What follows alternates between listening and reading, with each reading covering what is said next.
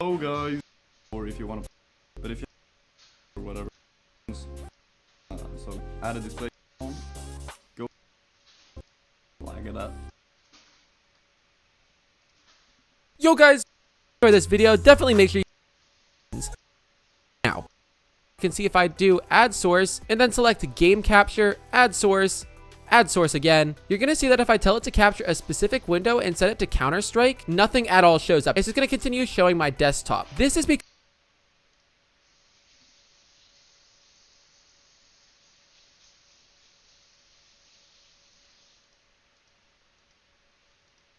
do it through a game capture. You can see if I do add source and then select game capture, add source again, you're going to see that if I tell it to capture a specific window and set it to Counter-Strike, nothing at all shows up. It's just going to continue showing my desktop. This is because of the trust mode update with CSGO. Unfortunately, game capture does not work. Of course, every other game does work with it. You shouldn't have any problems using game capture for any other game you want to play, but for CSGO, unfortunately, it just doesn't work. The only way you're going to be able to screen capture CSGO is by either using a video capture device, if you do have one of those, or by just strictly doing a display capture. If you're not sure how to do that, again, you're just going to go hit the plus button here and then select display capture. It's going to be right above game capture, add source again, and then you're going to select the display, of course, if you do have multiple monitors that you want it to record. Getting into the settings though, which all of you guys are here for, you want to come over here to the settings in the bottom left hand corner, and this page right here is going to open up. It should start you off on the general tab, and to be honest, you do not have to worry about anything here, but the first thing we're going to want to do is come down here to the stream tab. When you click on the stream tab, this is pretty much what it's going to look like, and here it's pretty straightforward. All you guys are going to do is make sure stream type is set to streaming services,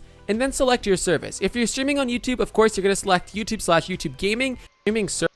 Come down here to the stream tab. When you click on the stream tab, this is pretty much what it's going to look like. And here it's pretty straightforward. All you guys are going to do is make sure stream type is set to streaming services, and then select your service. If you're streaming on YouTube, of course, you're going to select YouTube/YouTube Gaming, but if you're streaming on Twitch, for example, you're going to select Twitch or any of these other services here that they offer. If you are streaming with YouTube, though, this is pretty much what it's going to look like. You want to leave the server on primary YouTube ingest server, and then find your stream key and paste it here. If you're streaming with Twitch, for example, I'll just show this because I know a lot of people are. Make sure the server is on auto, and then, of course, just like with YouTube, you're going to put your stream key in right here. Now, the next couple of settings here we're going to take a look at is where everything starts to get a little bit complicated, so make sure you watch this part all the way through. We're going to first start.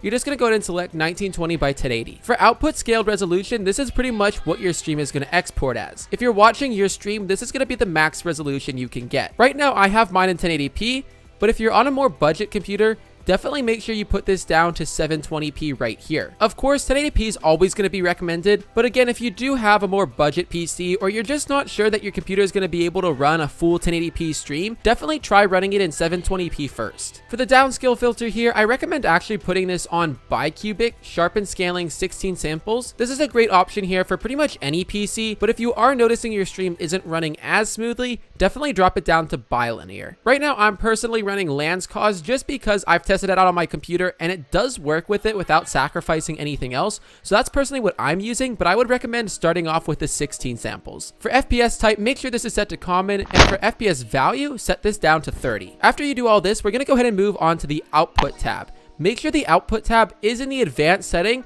and we're gonna just be focusing on this streaming tab right here. For your audio track, just leave that the way it is. And for your encoder, this is where you're gonna have to know exactly what's in your computer to choose what's gonna be best for you. Basically, the options that you have here are software X264, hardware NVENC, or hardware NVENC new. NVENC is pretty much for encoding through your GPU. So if you have a good GPU and you have some extra power you can push out of it, I would highly recommend suggesting hardware NVENC or hardware NVENC new. Both of those are gonna render and downsize your stream directly through your graphics card, so you don't have to do it through your CPU. It can cause your computer to run a little bit more smoothly for and using that much of but I'm going to be anything above what your output resolution is. Make sure that this is also selected to what we selected under the video tab here. Again, going back to the video tab, my base canvas is 1440p, but I'm going to be streaming in 1080p. So coming back over to the output tab, I have this also selected as 1080p here. Scrolling down to your rate control, this is basically going to control a little bit of the quality of your stream. I would recommend setting this to VBR here and setting your bitrate between 4000 and 5000. Now, of course, you guys can play around with this and see which values work best for you. I found, let's go ahead and see the video. You also want to make sure that under the audio tab here, if you are, it's pretty go ahead and select on your computer except for the main game that you're playing. This is super important because sometimes your computer will direct power away from OBS, which can cause your stream to lag or just drop frames in general. As for everything else here, you really don't need to worry about anything else. Definitely make sure if you are rendering with your GPU, you do have this selected right here. Force GPU as render device. It's going to help with forcing your GPU to do all of the rendering instead of mixing it between your graphics card and your GPU. And as for everything else here, this should be all the same for you. But one more thing I would definitely recommend doing is making sure low latency mode is enabled. Other than that though, once you guys are all done with those settings, go ahead and click done and you guys are all set to start streaming here. Those settings should work great for most computers out there. And again, definitely play around with it if you do experience some lag, or if your stream is running super smoothly, maybe you can even try bumping up the quality. It's a lot of experimenting, but these settings right here that I just showed you guys today are a great place to start. Anyway guys, that's pretty much going to wrap up today's video. I hope you guys did enjoy, and I hope this video will help some of you guys out there trying to stream. If it does though, definitely make sure you guys drop a like and smash that sub button if you are new. And with all that said, again, thank you guys for watching, and I'll see you guys all in the next video. Peace.